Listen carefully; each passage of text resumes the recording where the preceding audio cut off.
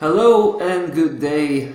May 30 today, and you're looking at the Canadian versus the Swiss franc. This is a new one. We've just pulled the trigger on the Canadian versus the Swiss franc with the bearish position. We had this one on our watch list for quite some time, and well, to be honest, I actually pulled the trigger a bit prematurely.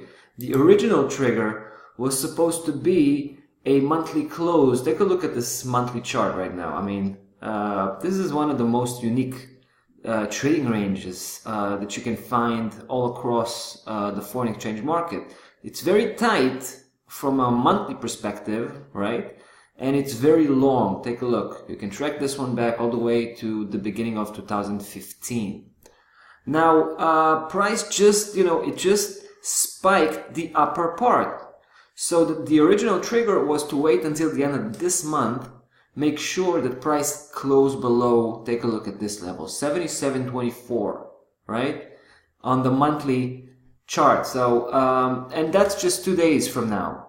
So I decided to go ahead with it and not wait for the end of the month because I'm pretty sure, right? I'm pretty sure it's going to close below that level. It's well deep. I mean, right now trading at 76.10. The level is 77.24. Not saying that it could not go and eventually close above that level, but it seems to me that it's going to close below. So I went ahead and pulled the trigger. Now let me take you to the daily chart. So also quite interesting to see here is the fact that price already broke below the 200 daily moving average, right? That's not as strong as a C-matrix level, in this case the 77.24, but it is an additional element, and you can actually see how price closed. That was 3 days ago, closed below the 200 daily moving average and came back from below to check, right, to retest the 200 daily right here, make it turned into a resistance, and that's very much visible. So maybe that was another kind of pivotal point. Hopefully it was. Price looks pretty promising on the downside here. Now stop loss level, the initial placement right now is 78.30, right, and that's according, take a look at the weekly chart here. That's according to last week, right? Last week was the week that broke, right? That broke that mid-high level 77.24 with a decisive close. So I've placed the stop loss level just a bit above that highest high, right? Now we're aiming at 72.02, right? That's just the other, just the lower part of the setup. So here's what I expect at this point.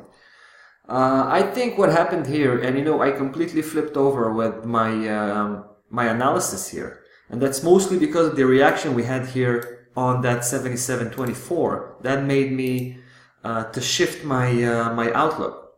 So I'm talking about the reaction we had here, right? So I think right now that what's going on is that we had an upside leg, right? And when started the downside leg, which did not reach the lower part, it actually missed it. It missed it by 20 pip.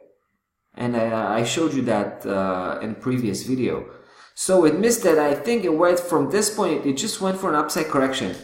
Because this recent upside move was exactly 76.4 of the previous downside move. Which means it's probably just a local correction rather than an upside leg. You know what I mean?